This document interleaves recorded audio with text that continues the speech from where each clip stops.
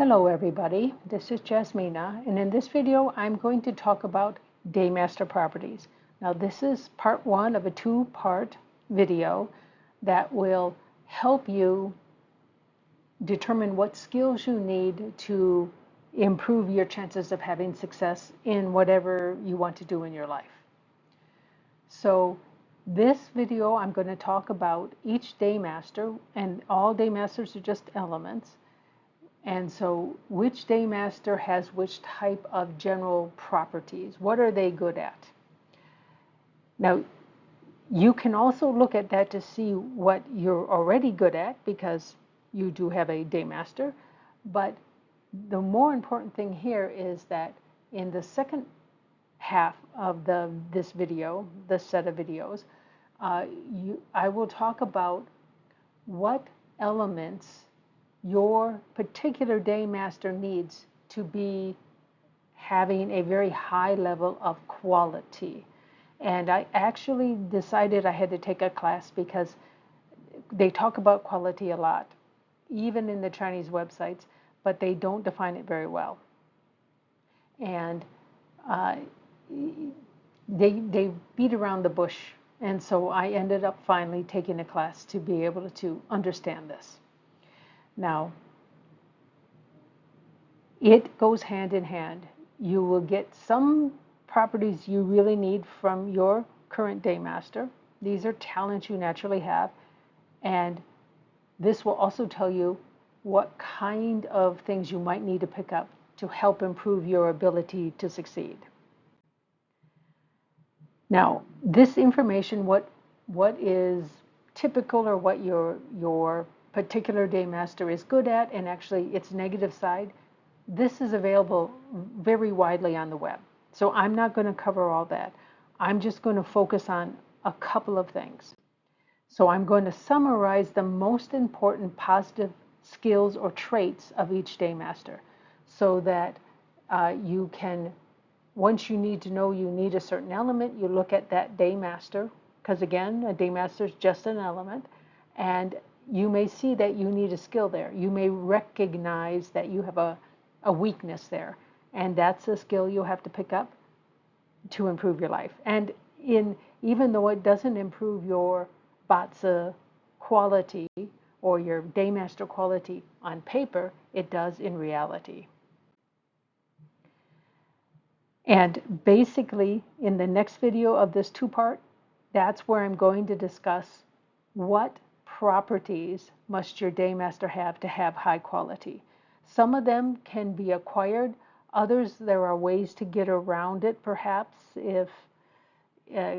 because there's some requirements that are just there. Either you have them or you don't, and they're not so easy to acquire. Now, there's at least one element every Daymaster needs, and most Daymasters need several elements to be considered to have high quality. The strength of the Daymaster is sometimes important. Routine is sometimes important. In fact, routine is pretty important, but sometimes there's other things that are more important than either the season or routine. So this is why I have a whole separate video, because otherwise this would take 2 hours to do. Now, most people do not meet all the requirements to have a high quality Daymaster. As long as you meet some, that's not too bad. But I don't know of a single person who meets all of the requirements. Any shortfalls you have in an element that, let's say your Daymaster needs, let's say it needs Yangwood, and you don't have it. Well, a Yangwood Daymaster is good at certain things. And that one of those things are what you need to improve the quality of your particular Daymaster. Now, once you acquire the skills, your Daymaster's quality is improved. It's not improved on paper, but in reality it's approved or improved, because the skills will stay. As long as you occasionally use them, those skills stay. So if you're lucky, it'll be you'll just acquire this naturally because you go through a luck pillar. And you recognize you need the skills, and so you pick them up. That's if you're lucky. But you can do this even when it's not in your luck pillar. If you are missing an important element in your chart, depending on what your particular Daymaster is, the skill you need to acquire to improve your life is usually one of the skills that that Daymaster who has that missing element naturally exhibits. It just comes to them easily. And one of those things will be something you need. And this is why I'm talking about the Daymaster properties. So we're going to start with Yang-wood. It is often represented by a tree in images, and it is usually represented by a single tree, probably because it's just easier to see. But it isn't, let's say, weird to have a tree in the middle of a field, or maybe just a few scattered trees in the middle of the field. And of course, it's not, I mean, the forest is made out of trees too. So it could be either one, but oftentimes one of the reasons why I believe most people who show you pictures represented as a single tree is because wood Daymasters are more independent than some of the other Daymasters. So some of the properties of a Yang-wood Daymaster, they have a lot of growth. They have ability to learn, and they have ability to take new pieces of information, combine them with existing pieces of information, and produce something even more than either piece alone would give them. So that's a synergistic type of interaction. So this is a really important skill for a Yang-wood Daymaster. Most of them are very good at that. They're also very strong, usually emotionally strong. They're also have a fairly good set of ethics. They're hard to sway. I mean, they can see your point of view and everything, but that doesn't necessarily change how they feel. They're very strong and supportive of others. Birds nest in trees, or not all birds, but most birds do. Uh, the, they allow vines to grow on them. The mistletoe, which is a parasitic type plant, can grow on a tree without killing it. Of course, if it's too much, yeah, it probably would kill it. But it can handle a lot of things attacking it and still be quite strong. So there are even plants that grow in the rainforest that just live in the trees. Their roots never reach the ground. So that's pretty interesting. And they also tend to be quite assertive, and this is seen in their roots. Now, if it turns out you need, when you watch the next video, you find out you need Yang-wood for your particular Daymaster to have high quality, it's going to be one of these things that you probably need. And I can't tell you, I certainly can't tell you by looking at your Batsa, because I don't do it well enough to know, but you probably will know. If you need Yang-wood, one of these things you will say, yeah, that's probably the one. And if you don't know, ask somebody you trust and somebody who you know cares for you to say, which one of these things do I need the most to improve my life? And if they care for you, they will evaluate it carefully, and they will probably be right because they want the best for you too. So Yang-wood is strong enough that others can rely on them. And so if you have a hillside that you don't want to erode away, perhaps because it'll just keep washing out a road or something like this, if there's enough rain in the area, they will plant trees on the hillside because the tree roots really can stabilize the soil and keep it from washing away in a rainstorm. Now, trees aren't 100%. I've seen a whole tree, roots and all, floating down a flooded river. And it wasn't a small tree, it was a huge tree. It was really impressive. Now, the roots also, of course, penetrate soil, and the soil can't resist. So this is where the assertiveness comes from. Now, where I currently live, we have soil called caliche, and you cannot dig through it. In our hardware stores, we have actually something called a caliche bar, and it's quite heavy, and you lift it up and you drop it down, and you can get maybe 2 inches dug. But to get that 2 inches, you have to put water in the hole overnight, and then it'll slowly absorb. That loosens it up just a little bit. You use the caliche bar, you'll get 2 inches, and then you have to put more water in.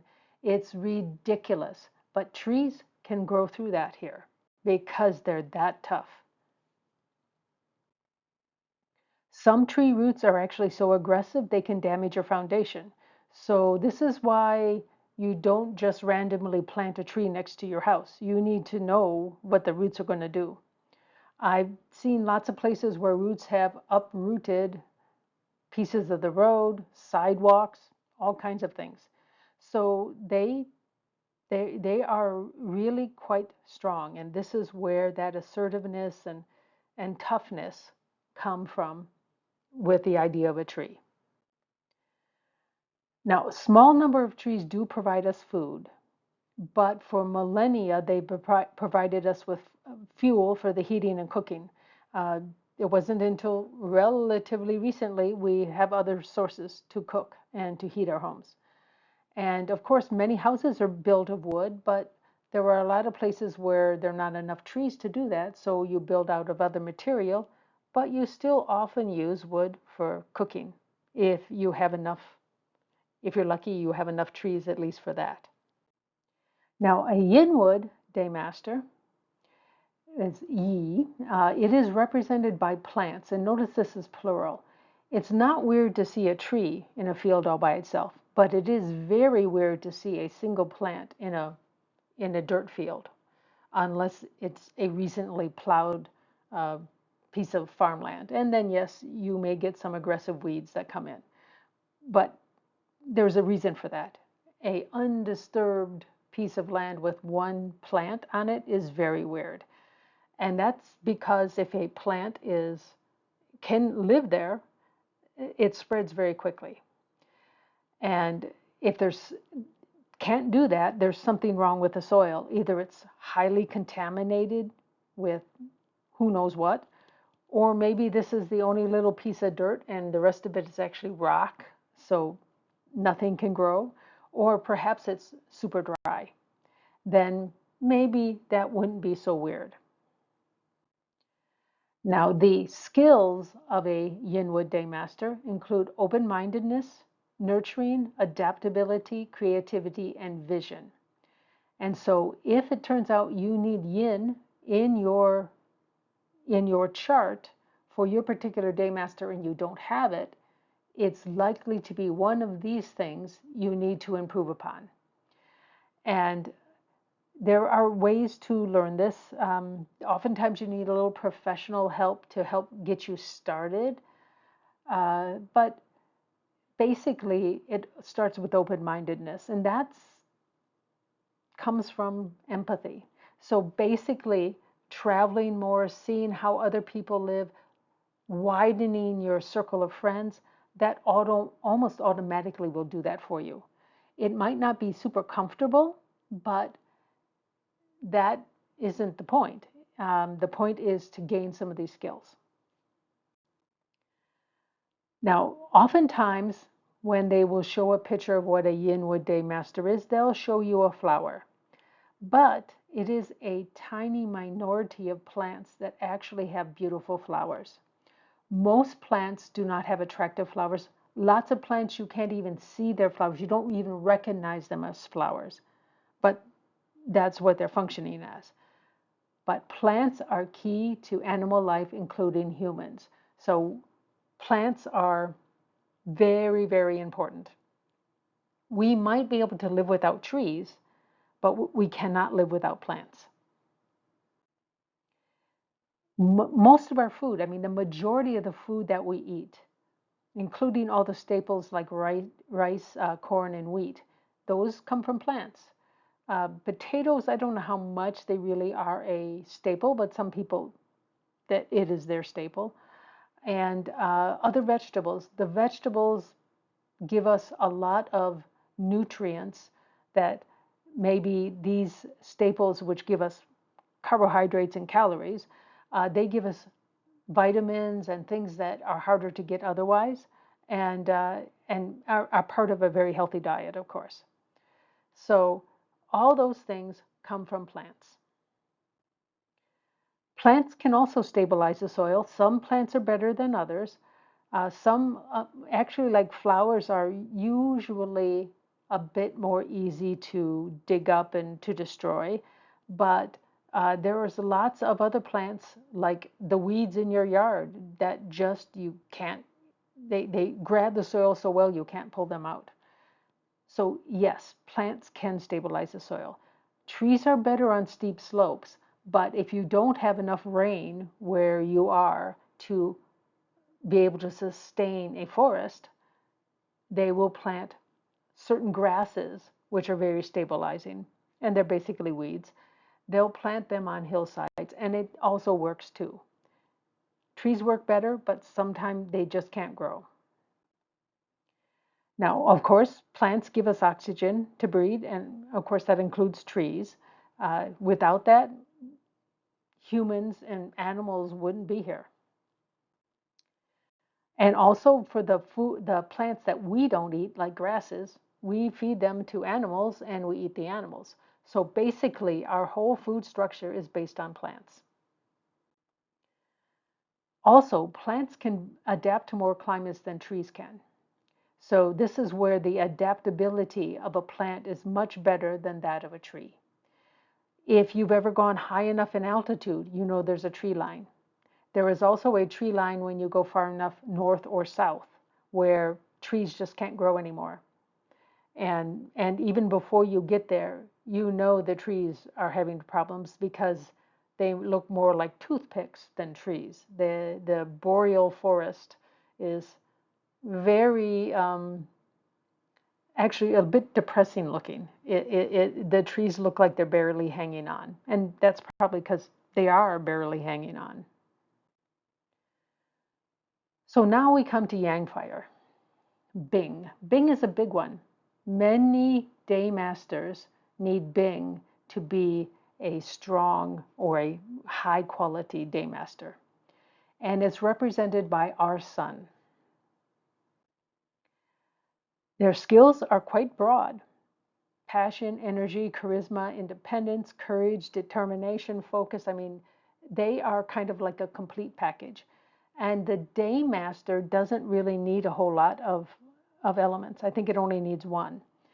Uh, and and they are pretty self-contained. They do a lot of giving. They don't necessarily expect a lot in return, but usually they feel good when they give.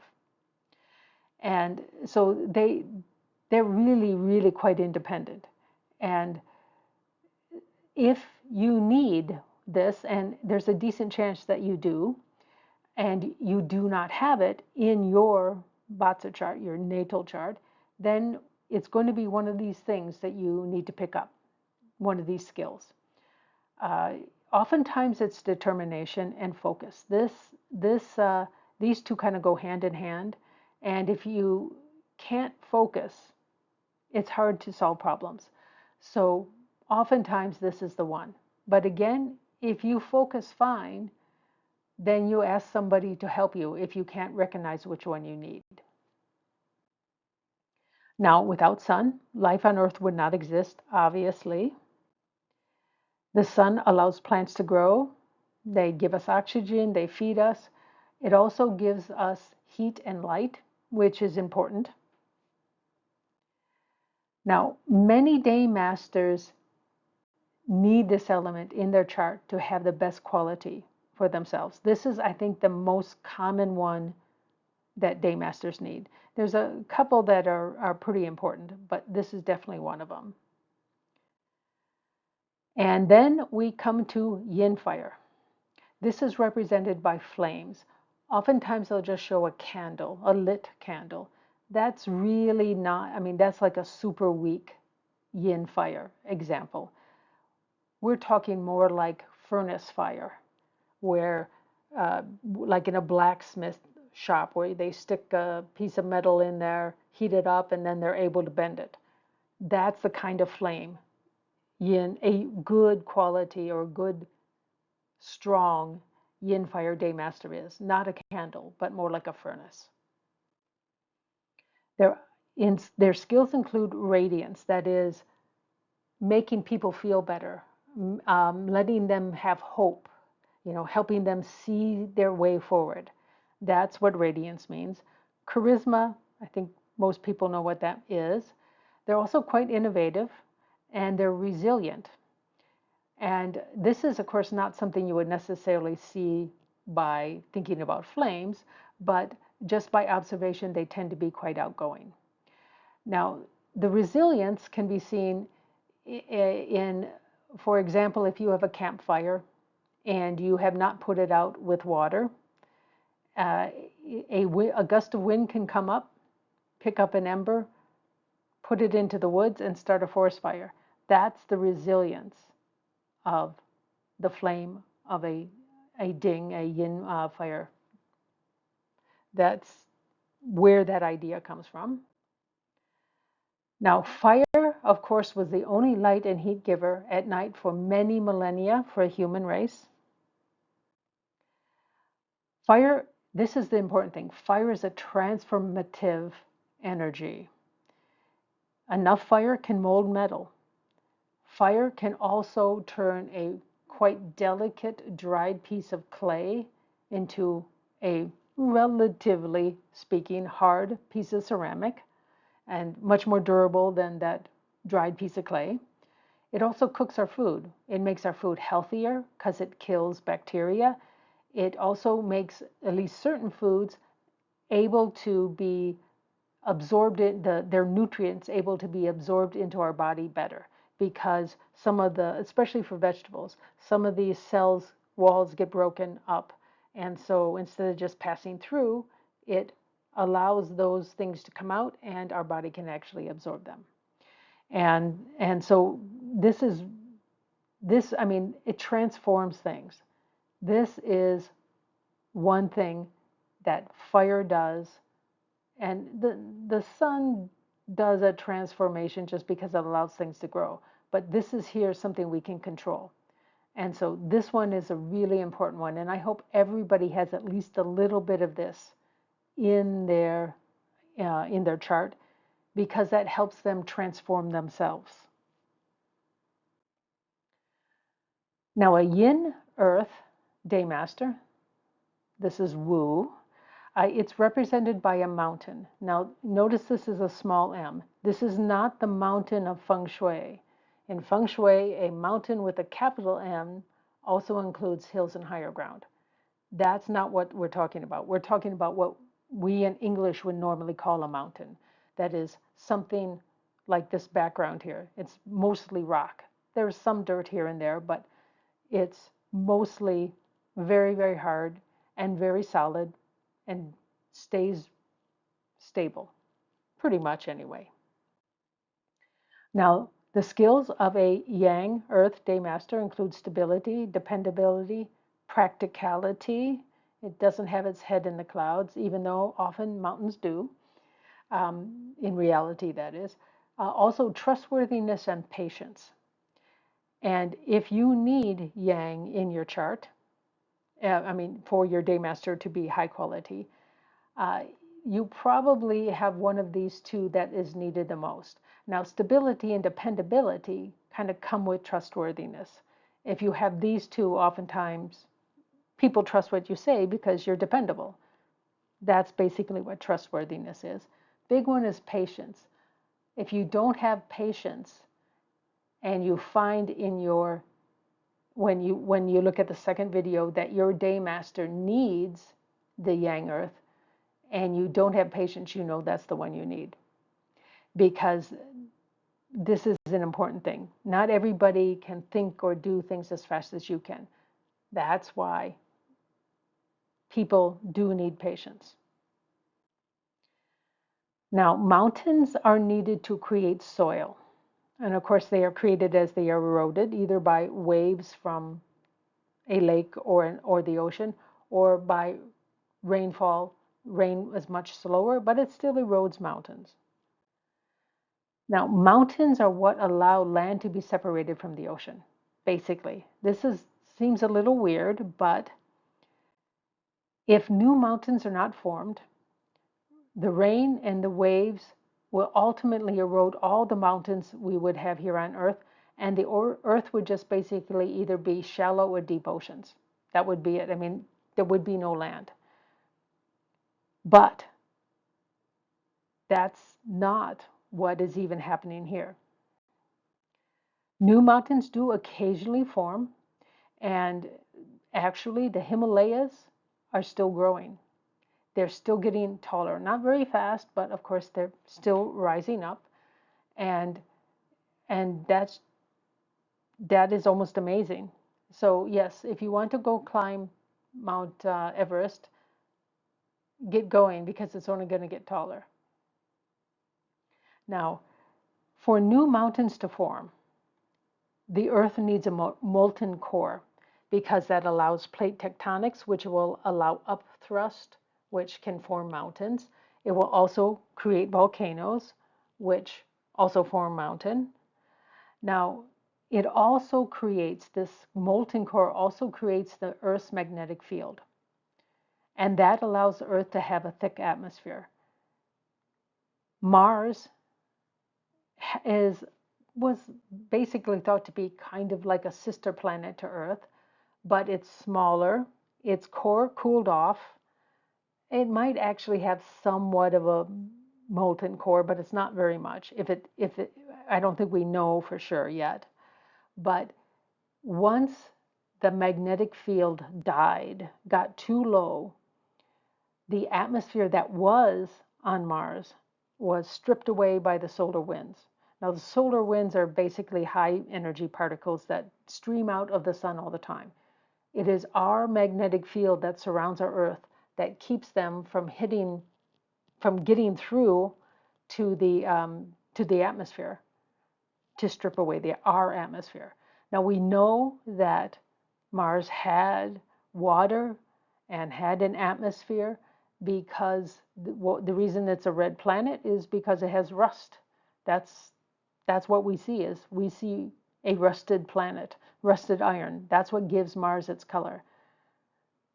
That if we weren't as big as we are, Earth wasn't as big as it is, we would end up like Mars with nothing. It would be a lifeless planet. Now, mountains also create protection and strategic advantages. It's, of course, not so much anymore. It used to be in wars, whoever had the higher ground had the advantage. That's why mountains are important. But mountains create divisions, even on land. So, for example, between Northern Europe and Southern Europe, the Southern European languages are more Latin-based, whereas the Northern European ones are more Germanic-based. And they're very different. They sound very different. Uh, English is a Germanic language, but of course Spanish is more of a Latin language. So, and they're not that far apart, but it's the mountains that separate that. Of course, the oceans do too, but uh, it even on one piece of land, it is the mountains that do that. And so they also create protection from being invaded all the time because mountains are hard to get armies over. So mountains are very, very important. So now we'll talk Yi Yin Earth. Uh, this is G. It is represented by soil. So I think a lot of people can know what kind of properties this has just by knowing this.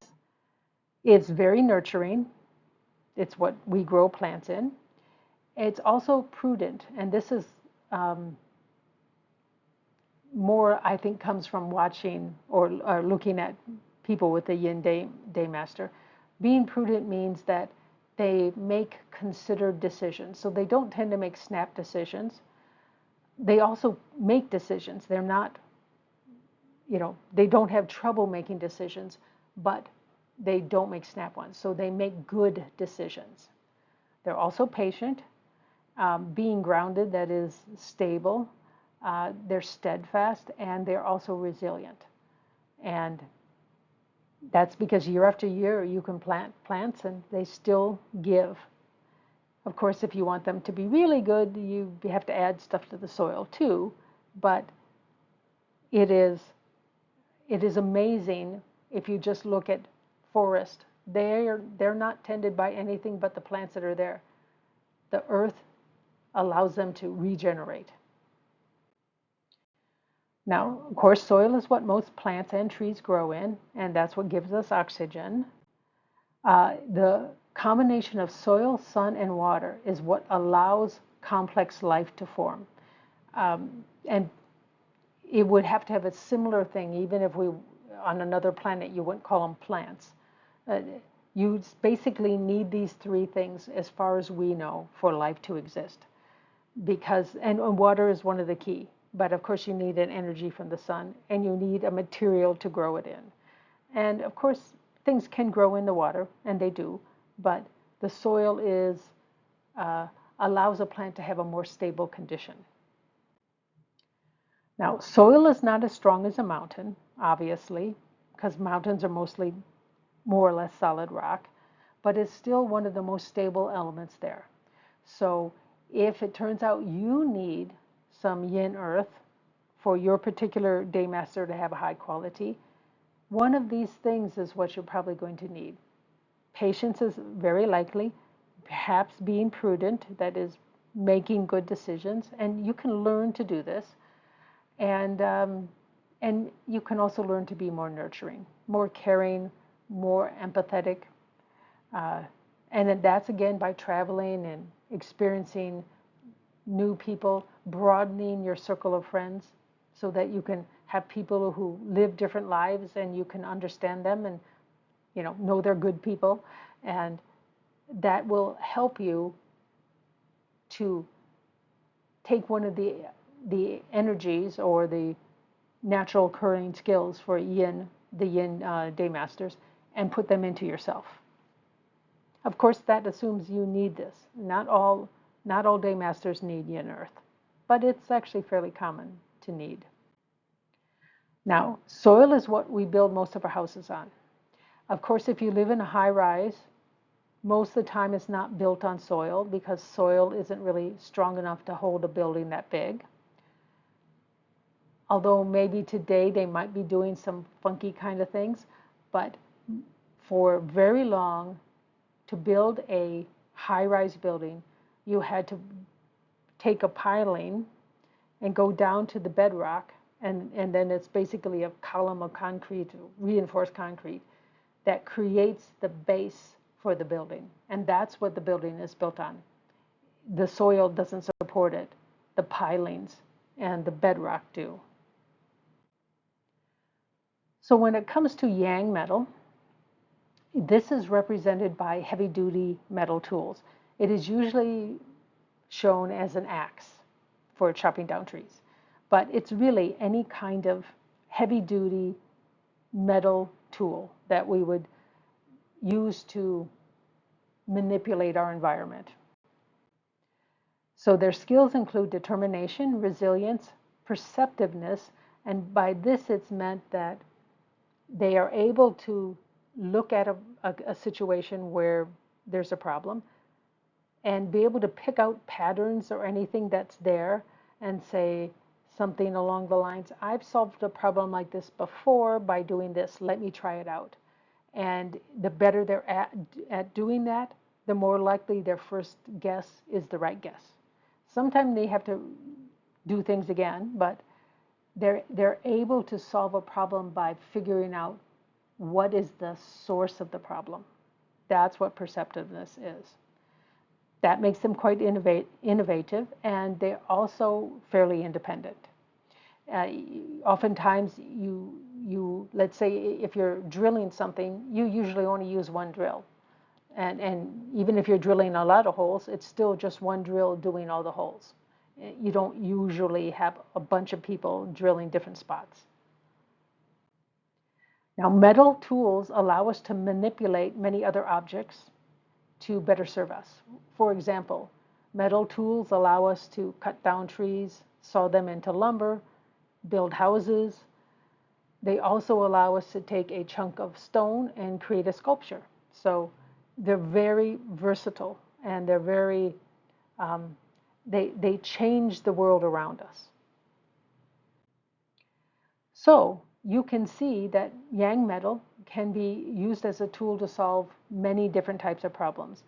And if you need yang metal and you do not have it in your chart to improve the quality of your particular Daymaster, it's going to be one of these things you need. And probably the one most useful is perceptiveness. And this one takes a lot of practice unless you naturally have an ability to see patterns. And some people just have a mind that works that way better than others. So you may need to do something else. Maybe you need to be more determined or more resilient and not give up so easily. That's often one of these three things are the most common ones. Of course, when you do all this, you tend to become more innovative. So it kind of already comes along with it. So again, if you don't know, if you're not really certain, as someone who really cares about you, they probably will point you in the right direction. So now for yin metal. They represent more like precision metal tools where you're not doing anything big. It's small. You're manipulating small things. So this could also be precision instruments or precision objects like a highly mechanical clock. They have to be done very carefully if they're going to keep time. They also represent artistic metal objects like jewelry or sculpture. Now, oftentimes, when people talk about what is this Daymaster, they'll show a diamond. And I will say this, there are a lot of people who do all kinds of Chinese metaphysics that seem to know nothing about science. Diamonds are made out of carbon, which is not a metal. So I think it's kind of really wrong to call it a metal. It does come from the ground, and I guess that's where the idea comes from. But when I'm thinking of metal, I'm thinking of the shiny part of the metal that makes up the jewelry. Not the diamonds, but the metal. And also, there are metal sculptures, little metal sculptures that can be quite beautiful, or even big ones. I mean, that's pretty impressive. But they almost get into the idea of not so much yin metal, but yang metal, because they're so massive. But what do the skills do they have? Well, they have precision. This is a big one. They can be very detail-oriented, very precise, and oftentimes with that comes analytic skills because they kind of mesh together. So if you have precision, you usually have analytic skills. They also have the ability to create beautiful objects.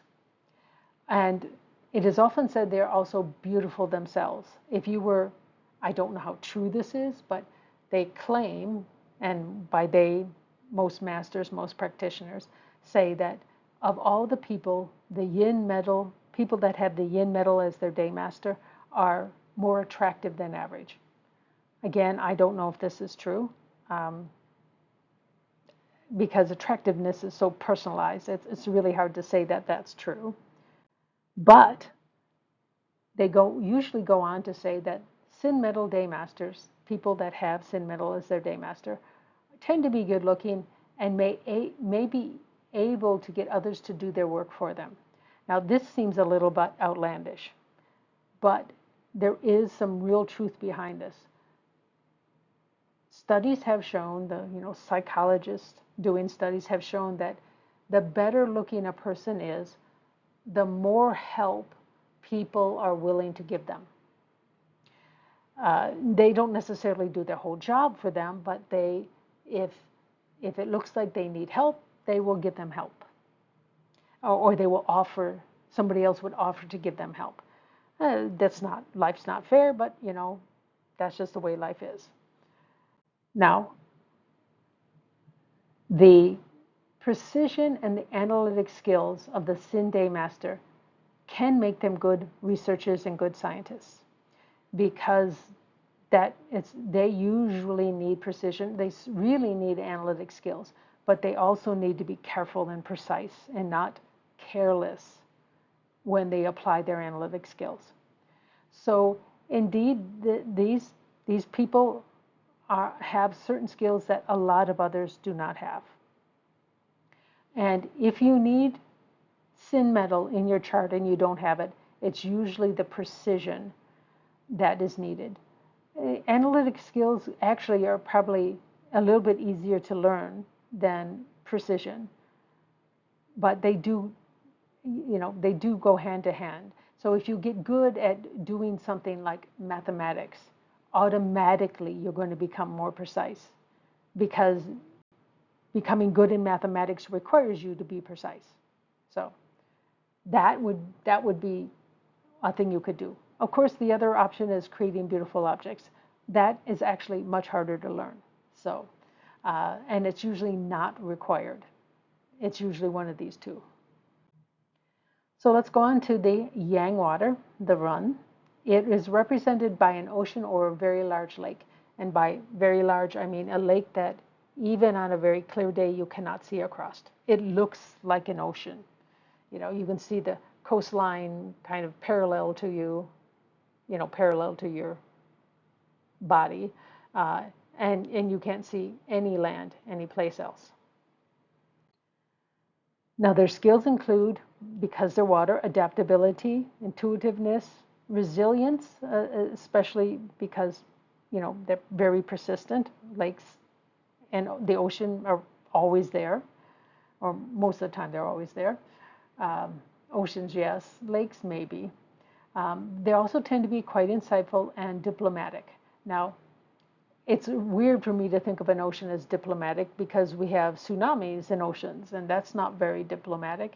But this, again, comes from looking at people who have the Yang wood Daymaster. They tend to be more diplomatic. Now, bodies of water, whether they're large or small, actually collect chi. And this is why, if you are looking for a house, and I've stated this before, mountains create chi, water collects chi. And that's why if you can find a place where you can see a mountain, or in feng shui a hill, or higher ground, and water, you get more chi than you would get someplace else that doesn't have both. Now, lakes and ponds, and on general smaller lakes and ponds, are actually better chi collectors for a residence than the ocean. The ocean has too much movement, not just in the fact that it's got a lot of waves, because it has a lot of water being pushed around by the wind. It also has lots of currents. Now, that doesn't mean that it's not good to build where you can see the ocean.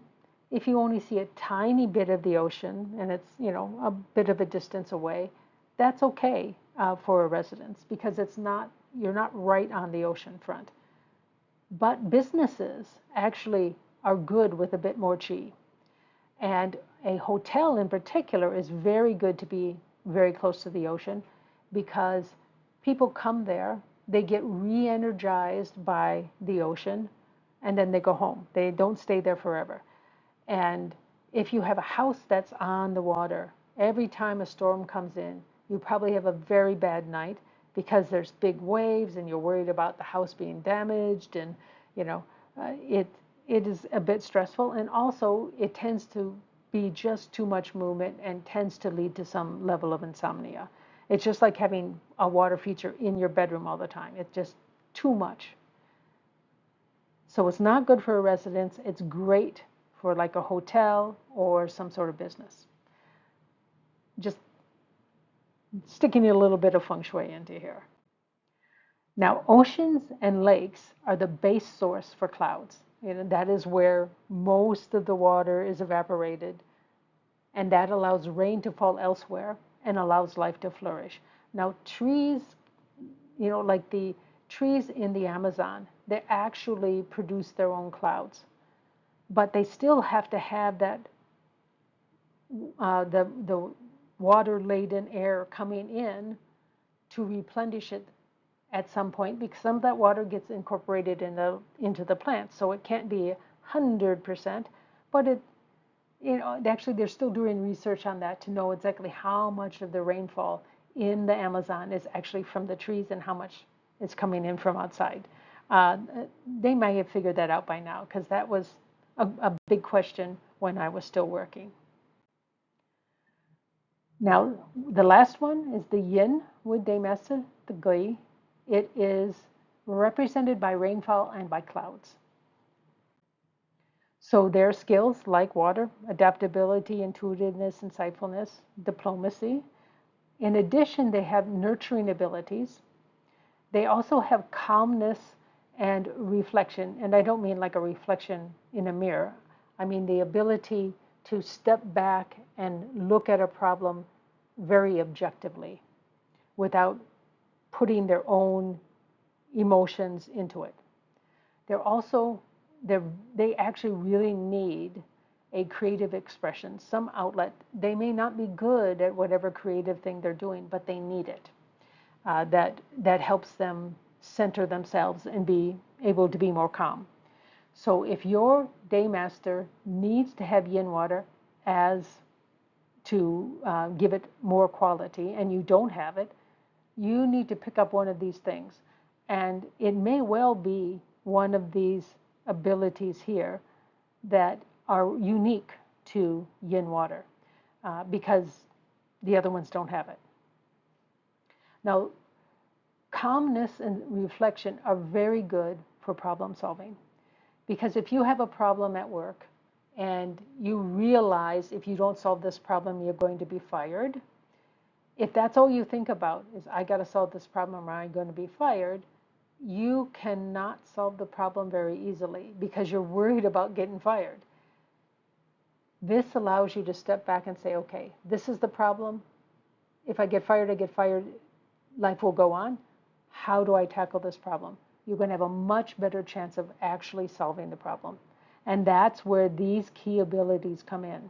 And these are really good abilities for everybody. And I would hope you have at least a little yin water in your chart also, because these are very good properties that usually help most people.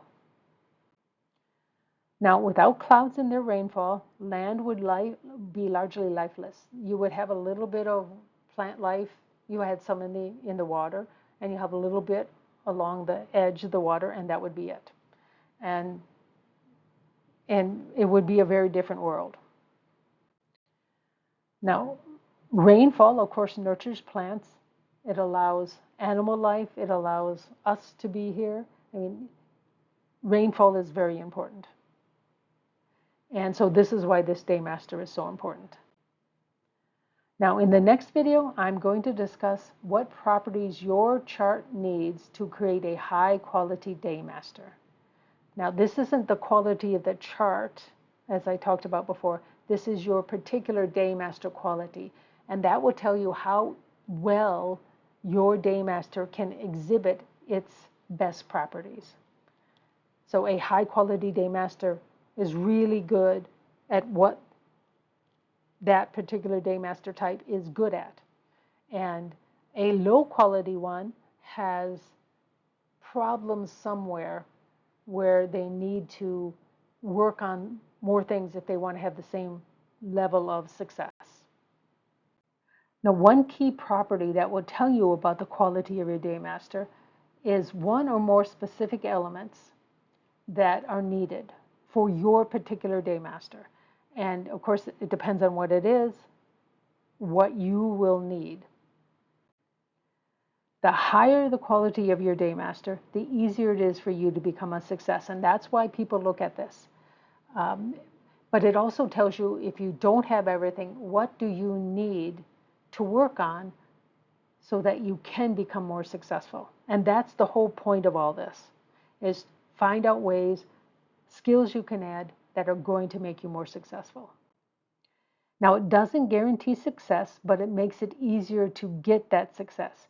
If you have everything that makes your Daymaster a really high quality Daymaster, but you basically sit at home and play video games or watch TV, nothing's going to happen.